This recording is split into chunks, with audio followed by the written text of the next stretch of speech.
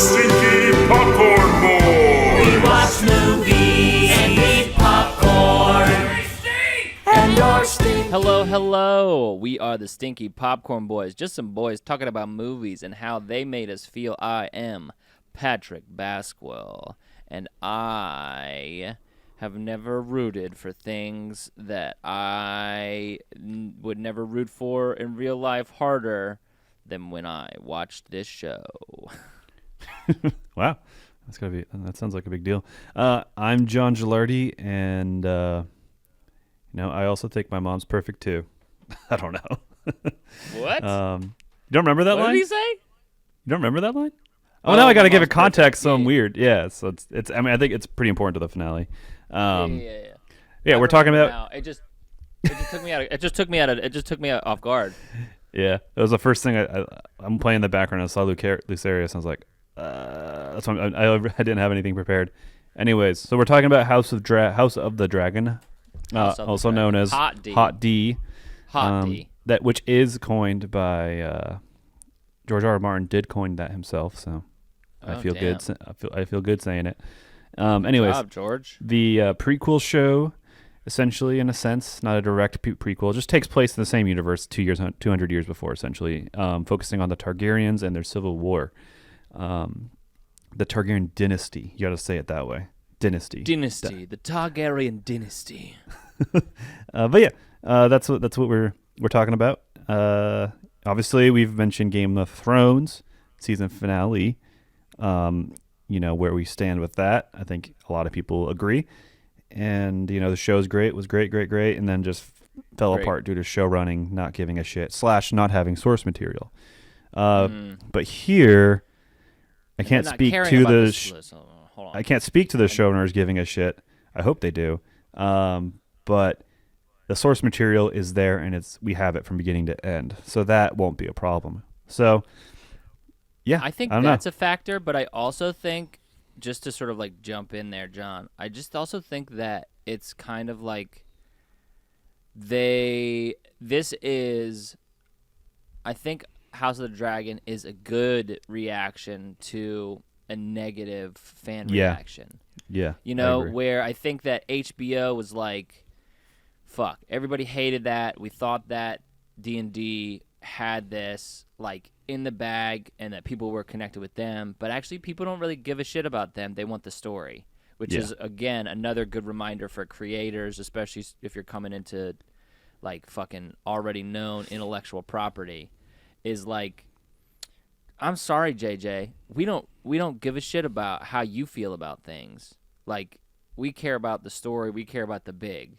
Like, I honestly, again, if anything has been like elucidated by House of the Dragon, or sort of like the Dave Filoni, Jon Favreau emergence of the Star Wars world, it's like, no, we make fun of the prequels for Star Wars, but we would rather have that than what you gave us. Yeah. I would rather have House of the Dragon. Again, it's a bigger show already, but it's like, I would rather have this and like the sort of like episodes where like nothing really happens until like the last 15 minutes. I would rather have that. It's more engaging to watch. It's also just like, can I say, House of the Dragon is shot beautifully. It's so gorgeous. It is a gorgeous looking show that definitely calls back to like the early days of Game of Thrones, where it's like, oh man, this is just pretty to look at. Yeah. And like, that's what we care about as audience members. Like, I want to see like you follow through on those things. Yeah, so it's just like, I feel like D&D wanted out and they wanted to be done. They didn't want to go 2 more seasons to try and figure out and finish a good story. And HBO was ready to go 10 seasons with Game of Thrones, because they're like, this is gangbusters for us. Yeah. Keep going. And David and DB were like, actually, we're good. We got all these things. And they went over to the other side of the fence and set fire. Pun intended, maybe. They set fire to the other side because they were ready to move on. And you can tell they just brought in a writer to, like, you know, the post things where the show, like the post episode thing where the showrunners talk about the episode, the inside the episode. It was always the It was always the 2Ds. But the final season, they always had this writer dude in there. And I don't know, it's totally speculative, but I'm reading between the lines that they already had backed off and they had this guy handle a lot of that stuff. Or like, because they obviously other people are writing, but like, why is this writer here? You know, and so I don't know. That's just like it shows that they tapped out to me at that point already. But I like that point a lot that you're making because this is a good reaction. This is good reactionary decision making, and like I can feel that in what I'm watching, and that is a big deal in how much I'm into this and how much I like it. Is also tying into the fact that I recognize that there is good changes being made here, and hopefully good lessons learned. More importantly, it's like reverse DC extended universe because it's just like they were like, okay, hold on, guys, we hear you, and we're gonna step back, and we're gonna give a shit. We're going to give a shit. That's it. We're just going to give a shit. We're not going to like try. And I think too, it's like, it's kind of a win already because you've got all these dragons in here and it's exciting and we wanted to see this sort of thing. And it's like, all right, it's a win. But then the execution of it is also a win because it is that sort of like, it's that good adaptation of, because I haven't read Fire and Blood or whatever it's called. Yeah. Is it Fire and Blood? Yeah. I haven't read it, but from what I have seen from people, they're like, all right, it's like it's more of like a catalog. I've read it too, for what it's worth. It's a history book. It's like a narrative history book essentially, and it's a damn fun, good time. I enjoyed it. I'll probably listen soon. But it's also kind of like that book is a history book in the world. It's where the sources are a maester and a jester, called like Mushroom, and so it's a retelling, but it's not like it's different sources, so there are conflicting things, and so I'm just gonna huge spoiler, but you know we have situations where we can see that Aemond was just being a bully. He didn't intend to kill Lucerys, but you know, maybe in season 2 he goes there and he owns it. You know, he's like, I've just got to own this. You know, and that's how the history is told. Or like, so like, the cool thing is you can have read the book and obviously you know the huge things, but the people in the room making the decisions and the emotions and the human element of these big players is still anew in Revelation, and there's differences, which is really cool. Like how you get to that, how you get to the thing that is recorded in history. Yeah, because exactly. it's essentially like you have like a big outline, you know. Yeah, it's like a pretty detailed outline. It's like a very detailed treatment, but like a treatment that, due to its scenario, kind of world playing, is free to bend, you know, in fun ways. That also ties back to that cool source material in a very creative way. It's super cool. Yeah, and it's like I guess it's kind of unprecedented. Like, there's never been a fictional history book, you know, than where we see what really happens. You know, like history versus actual events and firsthand. Oh, that's really cool. interesting. Yeah. Because we often see that with, and the thing that's interesting is because it is all made up. It's not speculation. It's like, no. This is now canon. This is like, this is like what happened. Because we can't go back to the War of the Roses and be like, hey, what happened? What happened with this? And it's like, well, we're only going to ever know what happened in history books and not like how things played out. And so it's like, well, this is actually how things played out. You know, where we get to make that. The same thing, and I think so. It's interesting, you know. Have you watched Rings of Power? Only up to episode 4, but I know that that's not based in the cinematic universe of Peter Jackson, though, which is a weird discrepancy. Is it not? No, it's still the same world in the sense that it's all drawing from the same source material and it leads up to the same story, The Lord of the Rings. But from my understanding, it's not cinematic universe adjacent. It's just, which is it's minor, but I mean, it makes sense that was ended so long ago, and they're not going to pull Star Wars where they, bring Frodo back. Yeah, exactly, or stuff like that. It's also 5,000 years before. But what were you going to say about it?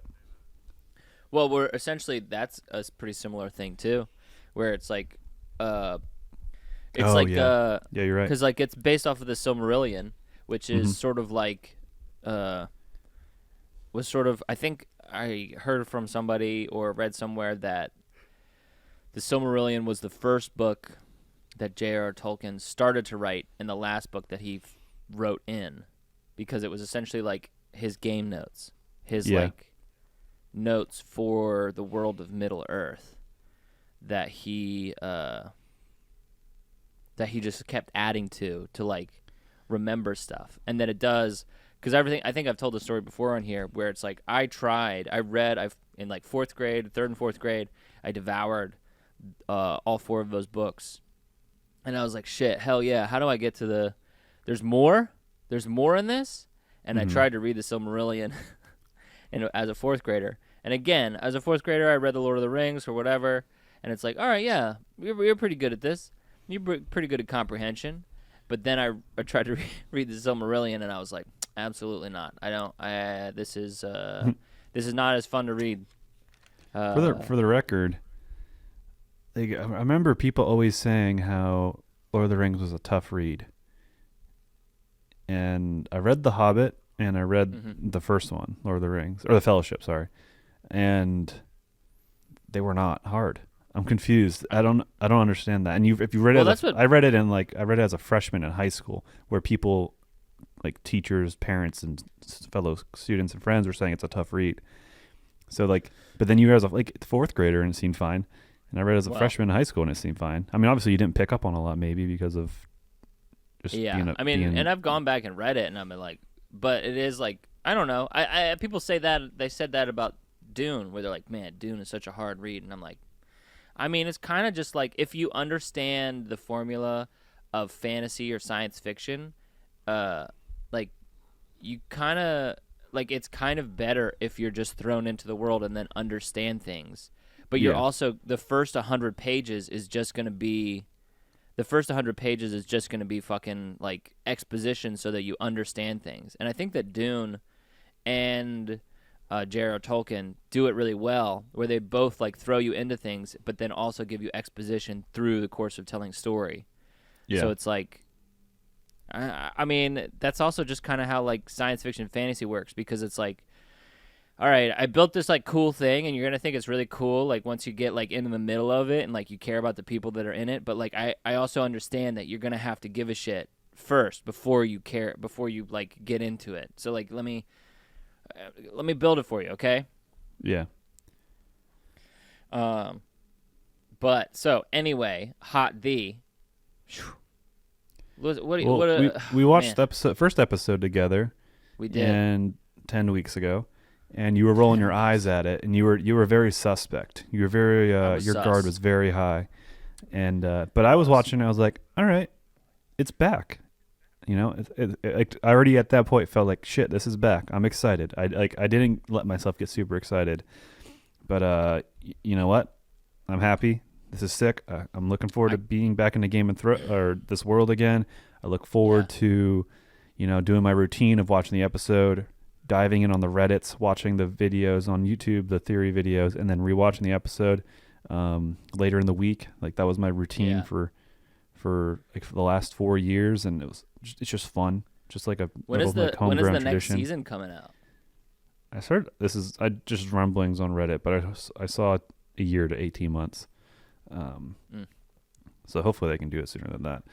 But I feel like the first season to the second season usually takes a little longer, just due to like they wait a little bit to pull the trigger, typically. I feel, but so it looks like they are expected to start shooting in early 2023. Okay, so soon, which means They're It's gonna start weird. shooting. There's a lot of shooting and stuff, but it's like,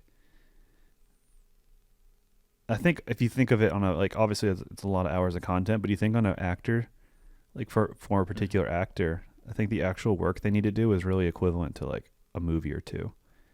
Like, I don't know, like Damon's first daughters, like those girls just had to show up in costume and stand there and do glances, which is like, not to downplay that, but at least they have to memorize lines, and like looks and stuff can also just be directed on the fly, you know. So that's like, but that's like all to say is like there's a lot of, I don't know. Well, it's probably a lot of production design and stuff. Yeah, it's like production. Obviously, it's a lot of that. But in terms of like looking at it from the actors, the ones that people think are the ones putting in the work, or just because they're the visible ones, it's interesting like how little it actually is. Well, so that's it's so funny because, just to sidetrack just a little bit, kind of jumping off that, is I was brought on as a first AD for a promo shoot for, I signed an NDA for an unnamed So you local can't talk production. Well, I think I could talk about it, but I can't I can't share images. Ooh, I guess I should read the NDA. Anyway, we did 12 hours of work for 3 images, and the main cast, the main talent was there. And again, this is just this was a shoot just for the promo images. And this is a shoot just for the promo images, more or less. And the main cast was there just hanging out. And yeah, it was just like, that's what it is. Like, there's so many moving parts to get those things. So when you see the images for this show that I will not name because I signed an NDA, but I'm not sure what it all entails. Like, we spent 12 hours. We spent approximately 4 hours to get each one of those individual images. Damn. Which is interesting. Anyway. Yeah. And I think we've touched on that before. Just like, but Game of Thrones is all production design. I think particularly, like, I think everything about the last season of Game of Thrones was world class, except for the show running and writing. Like the production and the acting and like everything is so well done. The shoot, like the look of it, the way it's shot, it's great. I got to imagine that they've got, because they know where things are going, that they've got outlines. They probably have an outline for the entire series. Oh yeah, I think from what I've heard, is this is the show. House of the Dragon is a show, and it's going to be an anthology series. And this is secondhand, but that like this will be a 4-season arc, and then they'll do like maybe a 2-season arc on Aegon conquering. Oh. And it won't be chronological. And like it'll be House of the Dragon, and it'll just be different sprints of storylines. So I don't know if that's cool. What it is, but I really hope that is a thing, because I do. There's a lot of cool storylines with the Targaryens that I would like to see, such as Aegon, such as this. I think there's a war where one of the kings has like a bunch of bastards and he names them all his heir or something like that. And I think it's like the Tenpenny Night King War. I don't know what it is, but there's like a lot of cool stories. And even just seeing Robert's rebellion would be really cool to see. And maybe that's the last one, that's the last arc in this. But yeah. I mean, because if that's that's incredibly exciting, because again, one of the things, like, I think I talked about this a little bit earlier today, but it's like, I think during the course of Game of Thrones, there had so many conversations, like watching the original run of Game of Thrones. I had talked with so many people about like, they're like, man, wouldn't it be so cool to see fucking this like War of the Dragons or whatever the fuck they were talking about, or like it'll be so cool to see like the original run of like Aegon the Conqueror doing his fucking shit. And it's like, hell yeah, it fucking would. And if that's what we're getting, that's fucking brilliant. Yeah. Like that's fucking brilliant. Again, it goes to show, I think that this is a good fan reaction. This is a good corporate reaction to fan shit, where it's like, because again, the essence is always just giving a shit. That's all it comes down to. That's why Favreau and Filoni are better.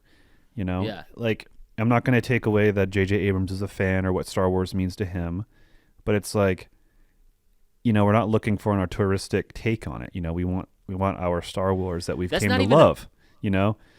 It's not even an auteur take. He was trying to get it done again, which is the other problem. Well, with but the I think D&D that's a simplified version of it. Is like because the auteur take is Rian Johnson's, where he's like continuing to take it his way, which is like people again reacted against that because it's not necessarily like the Star Wars that they know and love. Kind of speaking to your point, but it is like that's like all right, yeah, this is kind of a new vibe on things where he's gonna like.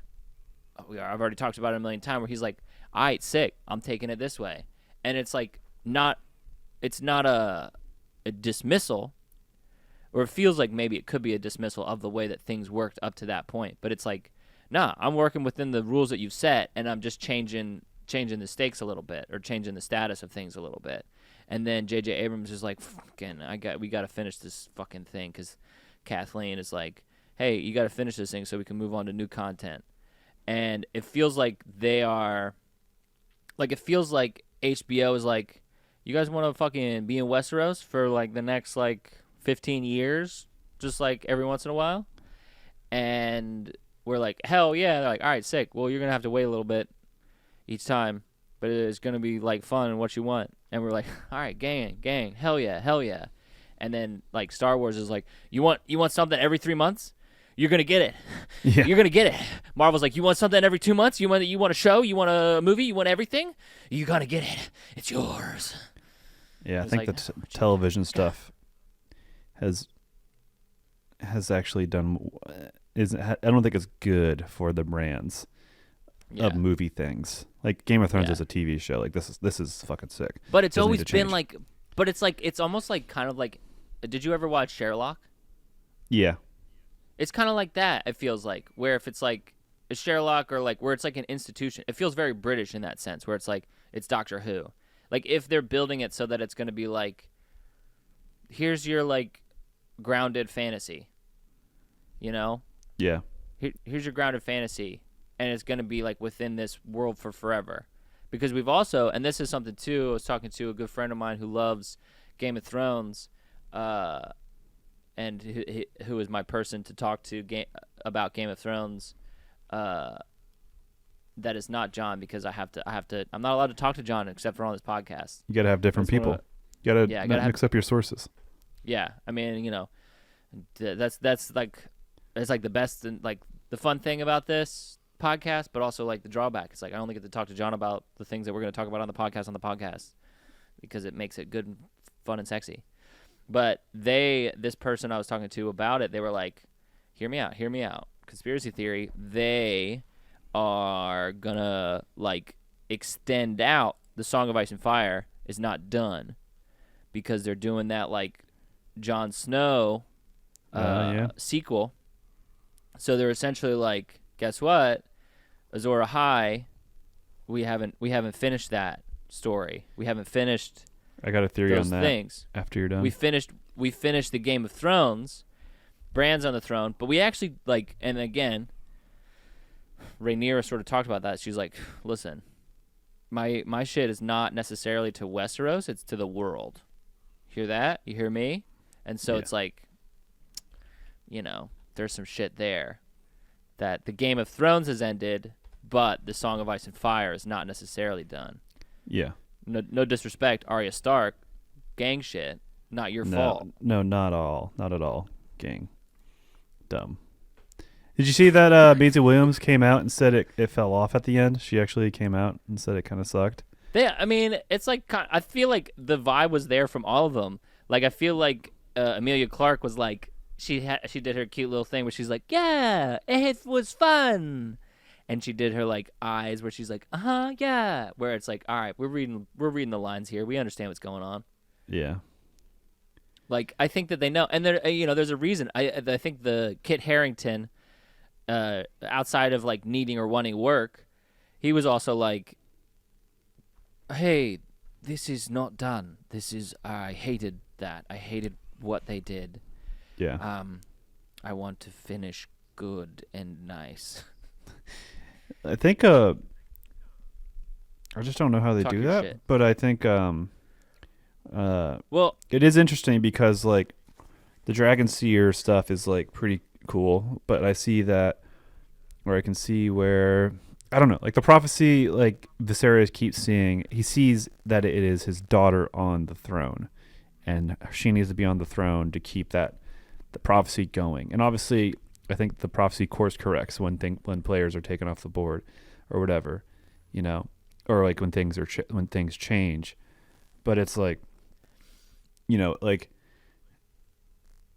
does the prophecy change at this moment that Aegon the Second is crowned instead of Rhaenyra, you know, like, because he saw her as the queen, you know, and she is, but it's just like, it just doesn't make sense. And obviously things can be interpreted a different way, and I got to talk very delicately so I don't spoil things, but thank you. But I think a lot of that, maybe they're going to twist that this being all fucked up is what makes the actual result in 200 years later fucking dumb. Like, I wonder if that's like an angle they're going for.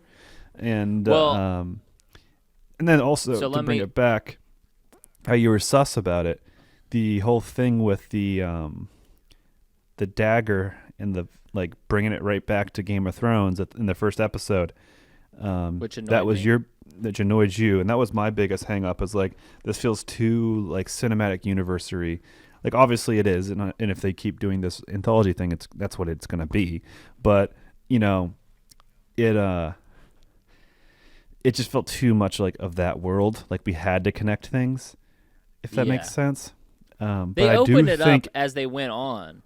yeah, but I do think it comes around in a good way, in such that it establishes the Dream Seer stuff, the Dragon Dreams or whatever, and it established in its, you know, old man on the bed, his final words, finishing a conversation that he thought he was having with his daughter, and like causing this weird rift or this weird misunderstanding. Like I kind of like that, or like, just like that, like that's the balance, how tight of a balance things held in for Alicent.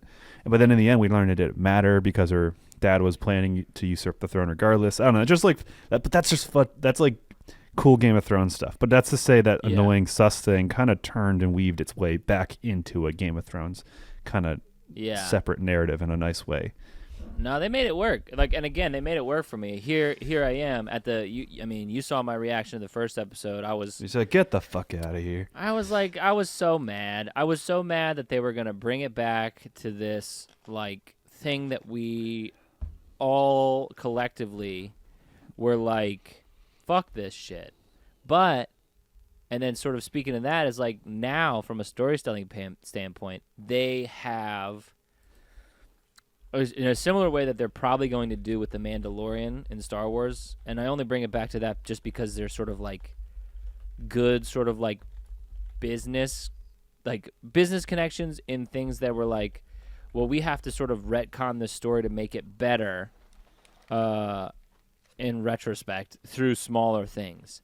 And I think now they have an opportunity, because again, if this is a story, if this is like a D&D campaign, and like your fucking party at the end of your big campaign just absolutely nerfed your ending by becoming like giant murder hobos and killing everybody, and you're like, well, okay. And then there were like 2 or 3 players who were like, hey, we understand like that, like that was not the way that things were supposed to go. Can we like kind of keep playing this world? Because it's really cool, but we know that we like kind of forced your hand there at the end. And you're like, yeah, I mean, Bran's king, I guess. And it's like, you kind of just like, so now it's like you have to incorporate, they can incorporate the things that happened into the Snow, and then like have this sort of the Jon Snow sequel, you know? And I think that they can incorporate those things and be like, all right, instead of like a somehow Palpatine returned, it's like, hey, listen, there's ramifications, you know, that like continue off. And it felt good because we solved the Game of Thrones. The Game of Thrones is solved, but we didn't actually solve this Song of Ice and Fire thing, you know? And so I think that they're setting up a cool storytelling thing where it's like they're just setting up a cool storytelling, and they have an opportunity because they still have this giant world and all these like because in an interesting way, because D&D like left so many unfinished threads. Yeah. They have a way to like continue this on in a cool storytelling way, I think. So it brought me around. Like after my initial like fuck out of here, then now they've like laid the seeds. Like no. Hey, guess what? This is bigger. This is bigger than Cersei and Jaime and that shit. That was little potatoes. But we're doing big shit. You know, there's gonna be little shit because people give a shit about this throne, but that's like a mortal failing. So say people. you know the Jon Snow show exists, and you watch House of the Dragon, and you've seen all of Game of Thrones, and you're speculating their angle. How now knowing these things, how do you fix it? As you said, it like you feel like they're setting that up. How do they fix it? I guess. I mean, I think like how do they fit? I mean, I don't know enough about the world. Yeah. Was what I would say right here, right now. I think that you have to sort of like. I think you have to double down into the sort of like the shit that they were afraid to do. There's a lot of like arcane seeds all throughout Westeros. So I just think that they're going to have to go into that because again, I think that was something like where like the Game of Thrones is a terrestrial thing. And it's like that's something kind of talking with like about with the Fremen, not the Fremen. Hold on, that's a Dune thing. The free people of the North, what the fuck are they called? Just Wildlings. the free folk. Yeah, wildlings. The free folk. The frey folk. Oh my god, hold on. Words. The free folk or the wildlings, they're like, you think I give a shit about that fucking crown? I don't give a shit. There's fucking more dangerous stuff. You know? Mm-hmm. And then so I think that they're going to have to dive into that a little bit more. With the snow stuff, which could be good and could be bad. Because, again, you can't really necessarily have Jon Snow doing the same stuff that he did in the last 2 seasons where he was just, like, kind of like a doomsayer where he was like, it's fucking coming. Please love me. I'm Jon Snow. Like, you can't have him doing that same stuff, so it's got to be different. Yeah. But I think that's essentially where it's like, there's going to be, here's what I would do for the first season of Snow is there is some sort of threat that he has to go, he has to take his squad and they've got to go on the adventure further north. And like he's dealing with the loss of basically the things that I want to hit as I am rewriting Snow is send him further north with a small group of people to, get tested. He's going to be dealing with the realization of his birthright and then also his like murdering of the person he loved who was also his aunt, whatever. And then just dealing with the drama and the trauma of what happened in Game of Thrones for him, and then also becoming Azor Ahai, and he's got to fucking get a dragon. That's his dragon. Like he's got to go get Drogon. See, that's cool now. Like almost like a cool fish out of water expedition over to Essos. And then he gets Drogon and he finishes off the White Walkers at their source or something. I don't know. Obviously, you got to retcon a big bad, but I think they can do it better than cloning. Well, but you could do it better than cloning, but also like you got to have. I mean, what you could have is like, and again, this is me completely talking out of pocket. You could have that like Arya is the Queen White Walker, is like she slowly becomes the head White Walker. I just don't want to see her anymore. Well, listen, I hear you, bud. I hear you. But what I'm saying is you have to dive in. You have to dive in. You have to roll into the contact to make it, to turn it into something you want. You can't run away from it. So you have to... Yeah, you can. Return of the Skywalker or whatever the fuck. It works. Great. What are you talking about? Rise of Skywalker?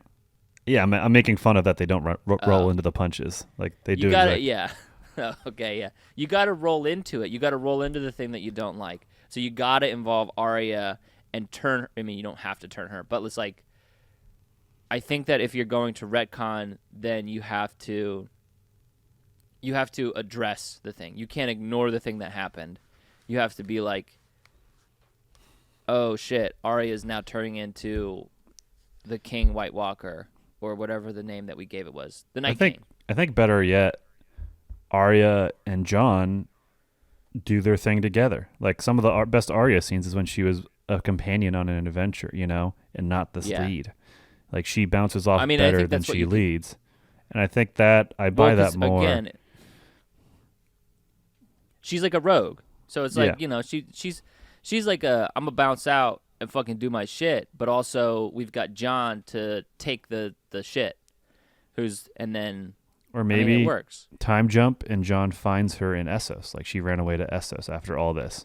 And then they sync up and they, you know, they do their adventures and she helps them get Drogon and then they go back and they can finish it right together and she's got cat's paw and like, so then she starts to make sense to be a part of this. You know, it's a weird retcon, but her involvement is fair, if that makes sense. Like she's... I mean, you have a natural picking up place where you have a natural picking up place because for us, the audience, things don't feel finished. So if then you're like, for the characters, you're like, things don't feel finished for Arya. Things don't feel finished because she's been a part of this, like outside of the Game of Thrones. Because again, let's say that the Game of Thrones is its own thing. The Game of Thrones is finished. Bran is on the throne. Like that's the way that it works. You know, Bran is on the throne. Sansa's in the north. They're in the Game of Thrones, that sort of like chaos ladder or whatever the fuck. But like the Song of Ice and Fire is not finished. So it's like the people who are involved in that, the people who are involved in the thing that's bigger, Jon, Arya, like who have been touched by this White Walker, Sam, all those things. It's like there's things that aren't finished yet outside of any of these, like, again, the sort of like Game of Thrones political machinations. It's like we don't necessarily care about that anymore because Jon's seen a bigger world now, and he's like, yeah, I'm gonna go up to the north and I'm gonna be that guy for forever. But he's actually like, I don't really care. And he comes back with Drogon, and Bran's like, yo, dude, are you gonna, hey, back off. And Jon's like, again, I don't really care. You know, I think that's like Bran's character should also not care about the game. Bran's character is so broken. It's like a broken character. So why do you think I've come all this way? Like what? Fuck you, Bran. It's Fuck just you, weird. David, and DB, get out of here. Yeah. So now that we've talked for 40 minutes or so, not about this show. Not about this show. How do you feel about the time jumps? I don't mind it at all. I kept seeing articles and things about people bitching about pacing being crazy and like the recasting of people, and it's like I mean, I have more invested in terms of background knowledge and all that shit, but like, so I understand that I have that bias, but just like it was cool to me. Like, cool. I'm here for it. Just keep it going. Keep this pacing. You know, they're setting up a show here. It's a unprecedented like 10 hours of setup, but you know, it's not a bad thing living in this. It's fucking dope. It's cool. Yeah. It's like expositional world building at a very fast scale, and maybe there's issues there, but I had no trouble following. Which is obviously I've read the books and done all the research myself, and then the character recastings were good and they established them well enough. this is nothing new, you know? Like, I think people have a bias themselves of having lived in Game of Thrones for 8 years or 10 years, that TV universe, and they started to understand things. But, like, when the first season came out, no one had that base knowledge unless they read the books. It's the same thing. People just expect to know the world. Like, I just don't. There's a disconnect there to me on expectations, and it just doesn't make sense. I think that's my theory on where that like pacing and moving too fast came from. It's just like it's new. Like, of course you're gonna like. It's I don't know that's a big thing there. You'll get used to it. Yeah, exactly. I had no trouble with the time jumps, recasting. Pacing was fine. It was good. It was good by me. I think they could have. I think that they could have. Again, I'm going to say this because it's a joke, but not necessarily because it bothers me. But it is like kind of funny that people age until they're like 27, and then just kind of like get longer or shorter hair, except for people who are like gonna die. You know, because it's like people age to the point like for like Kristen Cole or once Allison, essentially like once it's like at a certain point it's like, again, I'm gonna say this and it doesn't bother me. I'm like, all right, cool, bet. But that's also part of it for me as far as like my like theater background is like sometimes it's like it's better to see the person who is best for this role rather than the person who perfectly looks like it constantly or whatever. So it's like instead of casting up every 10 years, it's like, no, we can vibe with this. We can vibe with what this is for each. So it's like it doesn't bother me, but it is like kind of funny. A little bit. Yeah, Dimba, I mean, I think it's a mainstream show to a mainstream audience, and in a world of Marvel and these shows, you know, I think there's an expected simplicity. I don't know, I'm treading on Rick and Morty's for intellectuals territory here by saying that. Yeah. But it's like the to me the appeal of Game of Thrones is the depth and complexity, you know, and that doesn't. And I think that the fact that it's there at a baseline and then you throw recastings, I think just threw people for a loop. I'm cool with it. I liked it. You know, we're here now. You know, there's going to be no more time jumps. You know, there's going to be recasting of children as they age from babies to kids to teenagers. You know, with the younger ones, like, but like I don't think Jacaerys is going to change. Aemond is definitely not changing. Aegon's not changing. Like Alicent and Rhaenyra, Matthew Smith or Daemon, Otto, like they're done with that. You know, there's no more recasting unless someone drops out or, you know, whatever, something changes. But we're here, you know, so that can be done. And but I don't know. I think this is a massive success, and everyone seems to be super into it, super excited, which, you know, brings joy to me. You know, it's like it's back. It did its full circle. It had its dark period. You know, same with Star Wars. Though I do need Star Wars movies though. Like the TV shows have been good, but we need to like Star Wars is a movie thing. You know. Yeah. It's a movie. It's a film series. It's a film franchise. That's where it excels. Not TV format. That's why Game of Thrones excels. It's like scheming and plotting and conversations and like subtle looks across the room and deep rooted things that you can live in. Mm-hmm. That's why it's different, you know, and I think that's why Star Wars doesn't work. And I think Marvel ultimately can work as a TV show because it's based off of comics, which is very serial and episodic in its nature. So that's fine, but Star Wars is not. But they still are making good shows. So it's like, we need movies still. Like you got to give us movies. Like I think with Star Wars, like I think it can be one or the other, because I think that's one of the things. It's like the original Star Wars movies are so accessible and so like hero's journey, easy, like comprehend take, where it's like, yo, you got fucking laser swords, you got a bad guy who's in all black and a fucking cool mask, and he's bad, and he's trying to do those things, like, and he's just trying to fucking get it, and it's like, okay, sick. I understand this. This is a great movie. This is a great story, but when you start to get into, I started to watch Andor, and I'm like, this is fucking good. I only saw the first 2 episodes. Yeah, I've only seen the first. I think I've only seen the first 2 episodes as well. But it's like, all right, this is good, but this is Game of Thrones, where it's like things are, and we started to see that a little bit in Obi-Wan too, where it's like things are a little bit more complicated when you break them down, because it's like that's one of the jokes that has been made for forever. It's like, you know how many people worked on, how many innocent people who are just like engineers on the Death Star doing their job from their thing, because you know what, the Empire has good health benefits. Yeah. You know? And it's like, yeah, that's a good funny joke.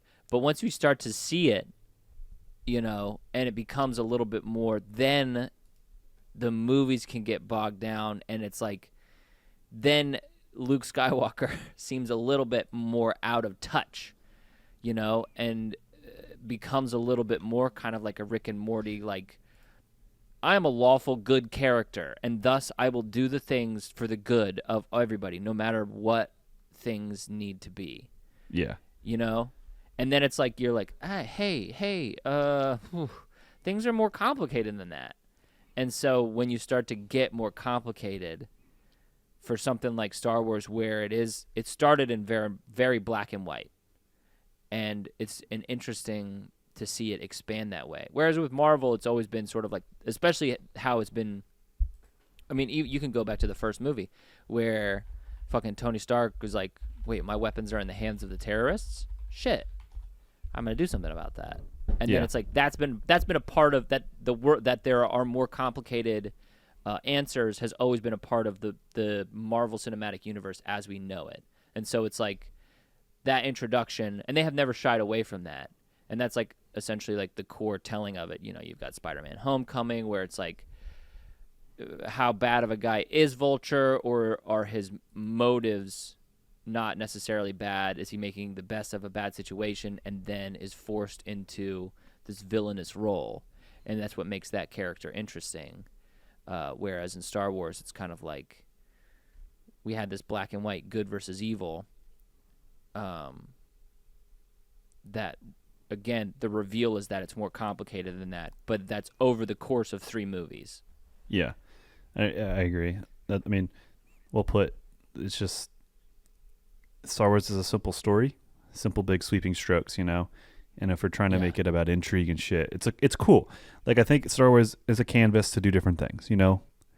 But if that's what it has become solely, then we're losing touch. Like, we need the movies as well. We need the simple, fun movies that have some good, deep takes on it as well. But it's just like, you know, they're again on the other side. The reactionary kind of thing is just, I think it's wrong, you know. Yeah. Like, we want movies. That's what Star Wars is. It's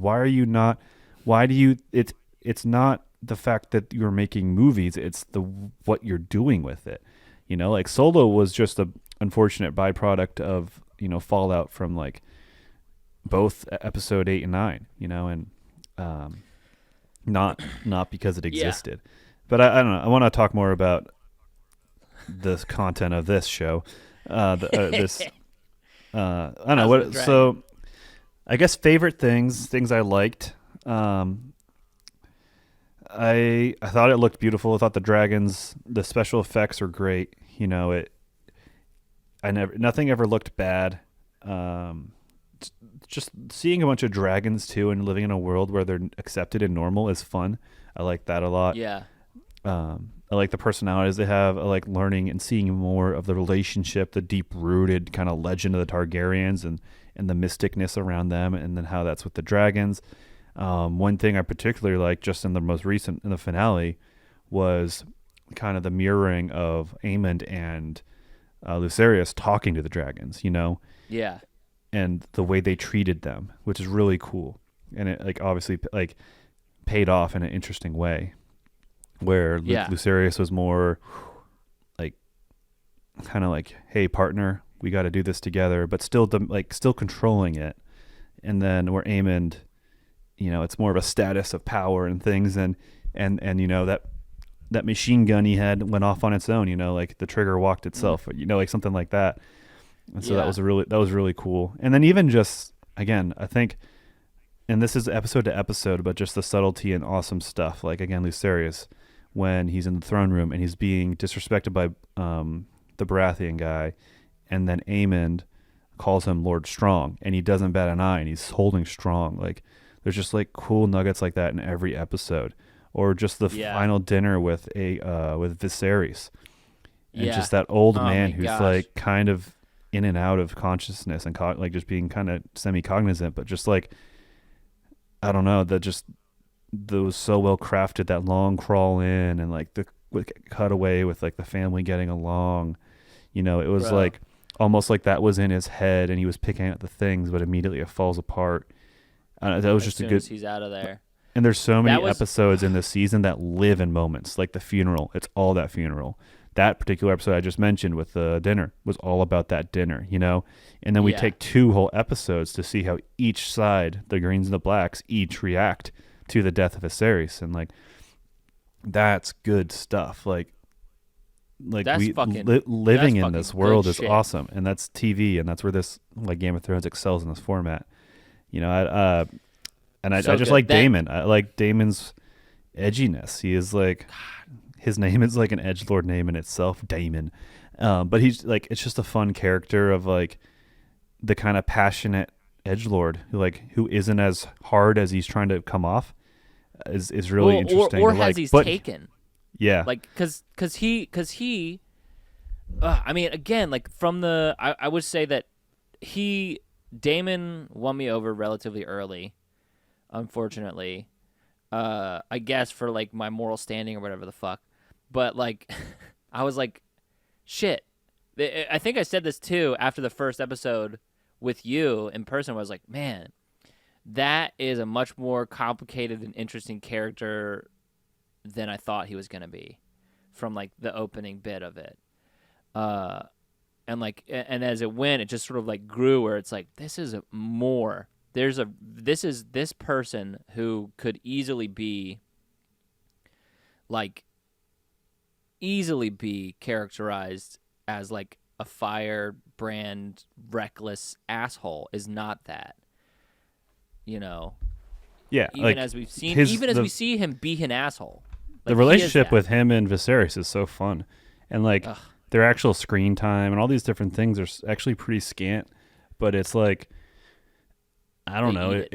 It's so good, and there's payoff and build up and like ebbs and flows and ups and like it's just perfect in terms of payoff. Again, the episode that you're talking about, where Viserys comes in and is like, "Guess what?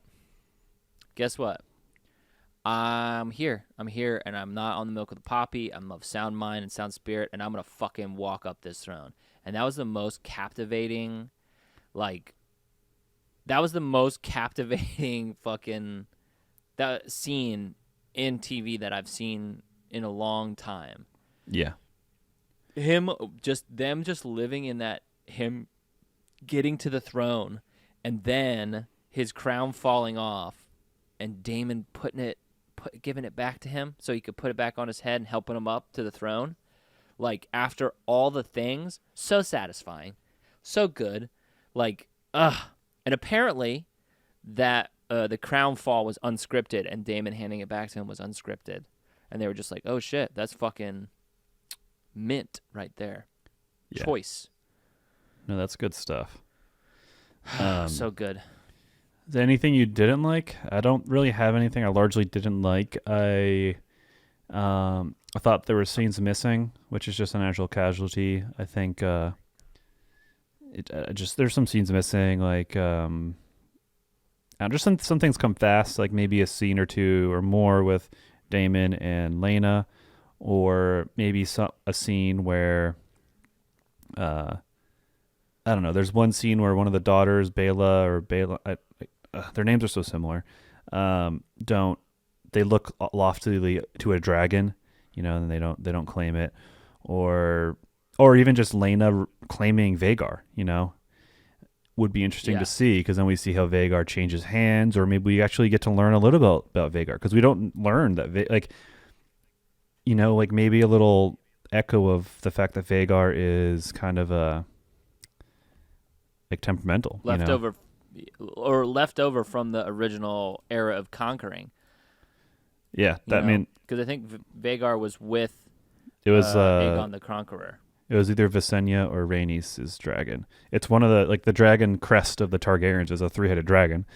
Apparently, like I would presume, for each of the Aegon and the 2 sister wives, or for each of their dragons. So that is, by some extension, one of the crest of the Targaryens is Vagar is one of them. Yeah. Balerion, the Black Dread, Vagar, and then one other one. I'll see what they're called, because now I need to know.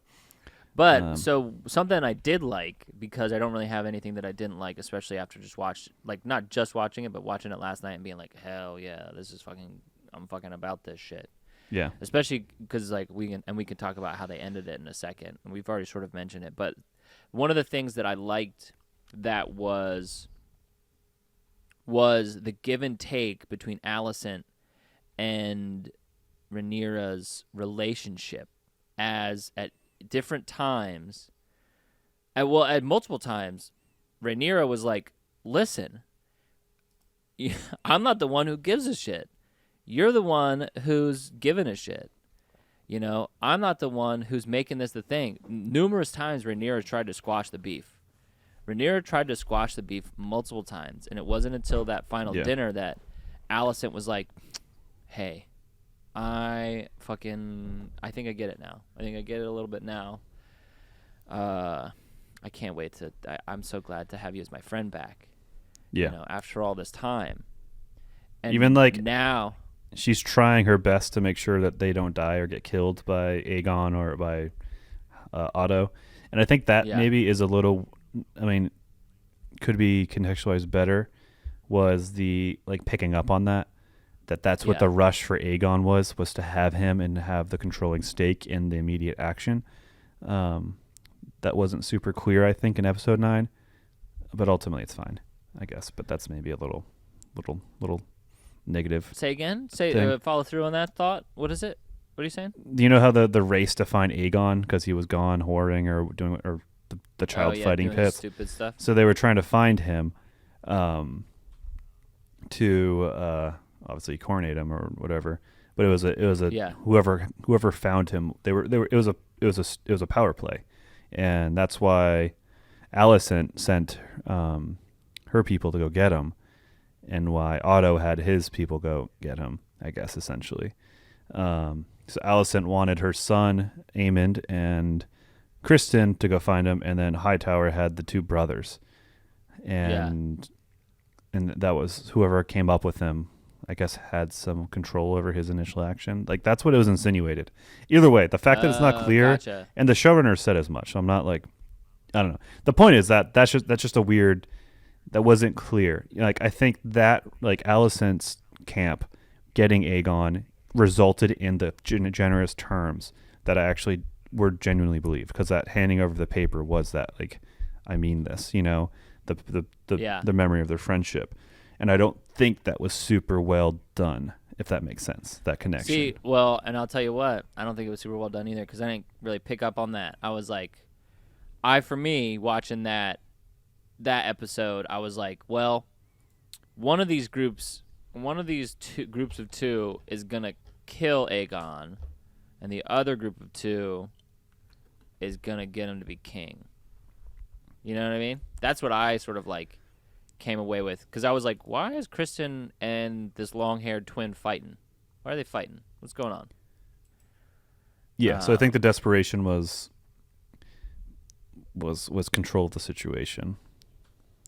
But yeah, I really liked their relationship, and I also really liked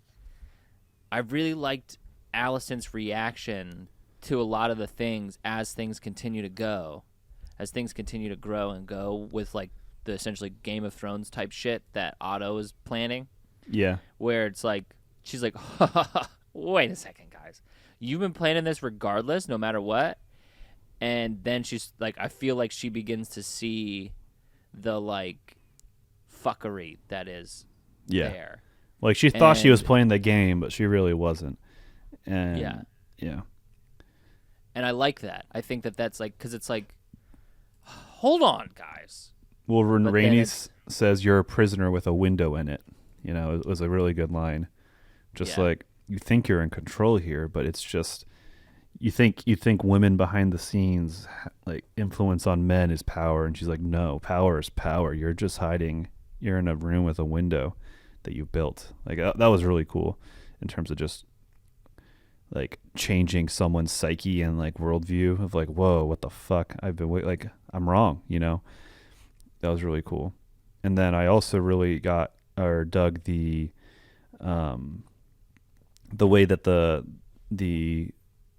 the children, you know, like Allison's children are both distant. She doesn't understand them, and they're both pieces of shit because they were raised to rule. They're raised for duty. They are truly tools, you know, and that's by extension of Otto, where his daughter is a tool, and then the offspring of her daughter are now these like chess pieces, you know.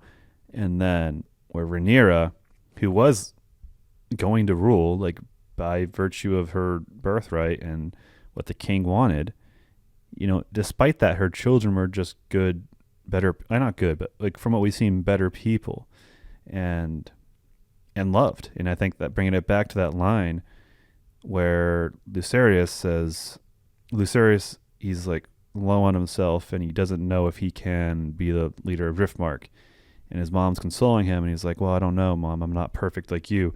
And that's like such a tender moment where she, like one of her last moments is with her child, like knowing that her child loves her so much and sees her as this amazing, perfect person. And like that like innocence and love and belief in her and the way she's touched, like that sweetness. And then, you know, all that's just to say that relationship with them is so much stronger.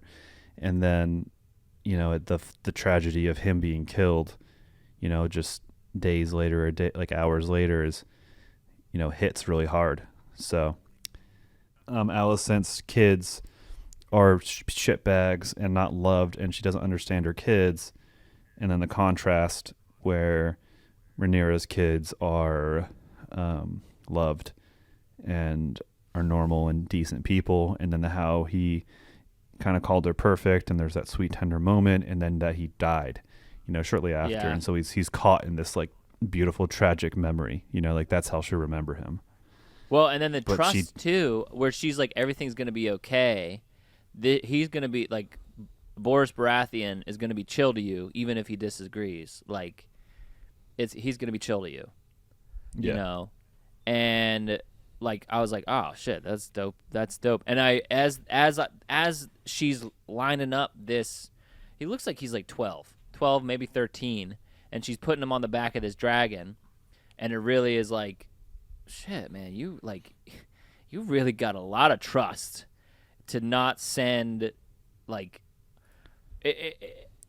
it's just such a, it's like she's never gonna make that mistake again, but it's like, because it's such a wild move to Well, she's pissed.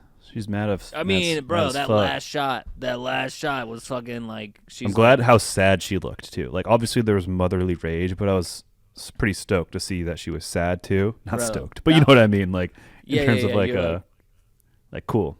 That's like that last episode was dope. The last episode was dope. I mean, we could talk about that more in the second half of the show. But it's like, and then also too that like really, again, they really built that moment really good. Like the towards dread. the end. The dread at the end of the episode was so good, and just like the spookiness of Storm's End was so that good. whole scene. And then, because I feel like that's like the first time that we've really seen Storm's End. I could be wrong. We saw but it. I feel like, we saw it earlier when she was looking at suitors. oh, that's right. That's right. But I mean, like, that little even in kid Game of was Thrones, like, because Mom we didn't raise talk no about, bitch, and he killed that guy. Yeah, yeah. There's a lot of like good moments in that in the show that are like that, where it like just sort of like plays through things.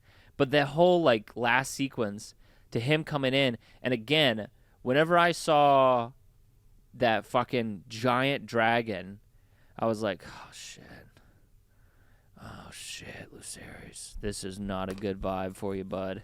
Yeah. This is not a good vibe. You might as well just hand off that paper and book it, you know, because this is not a good vibe. This is not a safe place for you. And, like, they were talking about it. Like, they talked about it. They set it up really good.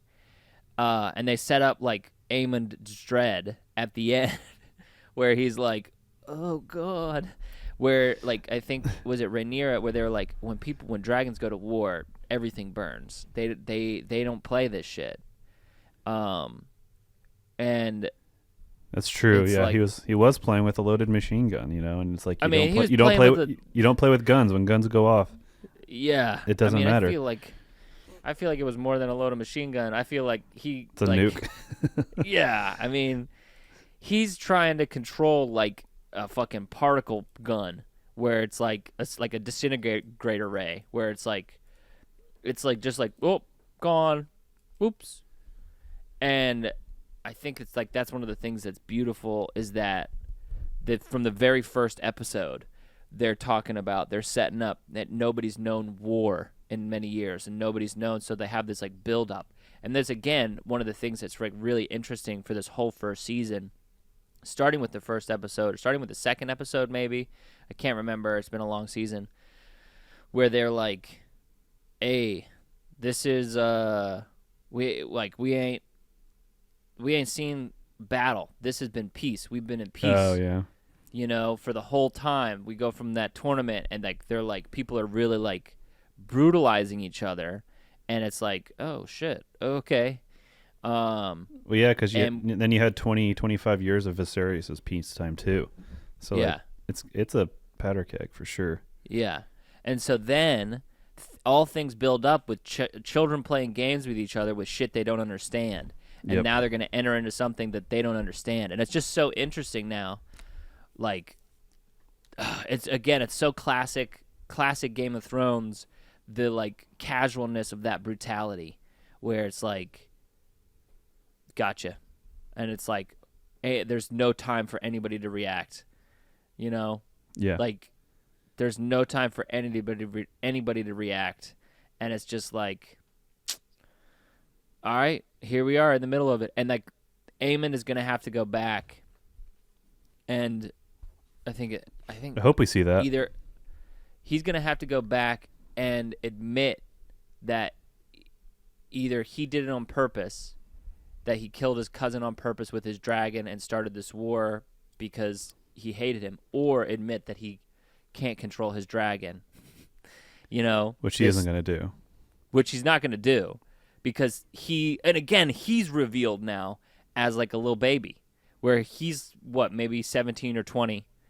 You know, and he just, or is he the same age but just tall? Aemon's at least a few years older, but he's not much. Like, let's say if this little boy was 14, on the old end of things. Let's say he's 14. I'd say he's 18 to 20. I think that she says that I was 10 and 4, the same age as you are now. Yep, you're right. So she says that. So he's 14. Let's say that Aemon is then like 18 or 19, and it's like, it's just idiots. Idiots' plan started this war, which is the same thing as anything else. But like, this is what they want. Yep. I really like. I want to watch it all now. I want to if I was given the option, hey John, you can finish this series. Like, there's a wormhole where you watch the rest, but you have to watch it for the next 30 hours straight. Yeah. Like, yeah, sign me up. Just let me pee and eat. I can do that. Yeah. Like, fuck yeah. Can I take snacks? Can I take snacks? Yeah. I'm all for that. Also, I think we can wind down, but not one last, but like, and there can be a few more things, but his Aemon's eye actually looked cool / good. You know, that's one of those weird things that could have just looked shitty or cheesy, but it doesn't. It actually looks cool. So that's just, I don't know. Which is like, should I be surprised? Like, the production design on this show is pretty awesome. Yeah.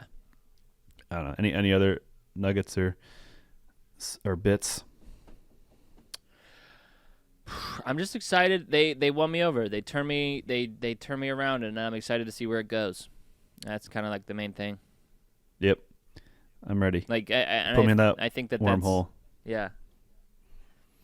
Let's get it. Let's fucking get it rocking. Yep. Let's get it rocking and cocking, baby. Yeah. I'm sorry. I don't know what that means. Please don't listen to me.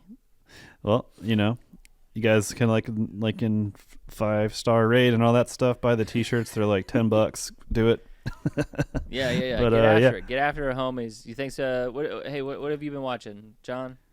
Nothing. I've been balls busy, but I did watch Con Hey. Air again. I've seen that before, but Okay, I haven't seen Con Air. How about What? them Phillies? I haven't seen Con Air. Get off my case, dude. Christian hadn't either, and he fell in love with it. So you should watch it. Well, yeah, because Nicolas Cage is in it. I hope the Phillies beat the Cheaters. Yeah. It's like the Patriot, like the what Patriots have been caught for is nothing compared to the act. Like that. No, this is dude. like that's real fucking cheating. Yeah. I don't know. Like, They- and you don't hear anything. I mean, obviously, because baseball's kind of sleepy, but Dying. yeah. But I mean, fuck those guys. Like, it's annoying that they're still good and competitive after having been caught and found out. Well, it's because but- they're good, and it's like it's like an annoying thing. It's like Barry Bonds was good at playing baseball, but he still used steroids, and it's like it's annoying, Barry. Come on, Barry. Come on, Barry. They should just make steroids legal in baseball. Fuck it. Honestly, I love baseball, and I agree. Like I at think this that- point, they need to do that to save it. They need to do that. They also need to legalize marijuana for the whole country, just so that they can fucking tax it and like decriminalize it, and Yeah. it's just silly, bruh. Well, I think something I'm learning, like tradition is nice, but like sticking to tradition is a bad move. Like out of like tradition's Also- sake, like I think NFL started getting rid of that with their their jersey stuff, and Yeah. I don't know. It's interesting. Like I think I've basketball and NHL have done a really good job grasping and getting away from tradition where it matters and like innovating with new concepts. Yeah. Where the then I NFL think- is just so big that it can get away with being unoriginal and holding on to that Yeah. tradition, and then the MLB is just dying because of it. So It's just dying because it's holding on, and then it's just like trying things that aren't necessarily like it just keeps trying things that aren't necessarily like you got to do both. You got to be able to hold on to your old fan base, and then also like continue to move things forward. yeah, But they're doing little to nothing. yeah. Yeah. It's just because people keep So- buying those hats for fashion. Like I wonder how much of that is keeping the league up. It's just is that shit. But Baseball hats are good. you came here to barely hear us talk about hot D, not baseball dying. Yeah. So well, anyways, We talked about Hot D. yeah, we did, and very got there. adjacent stuff. Our tirades weren't too Yeah. bad.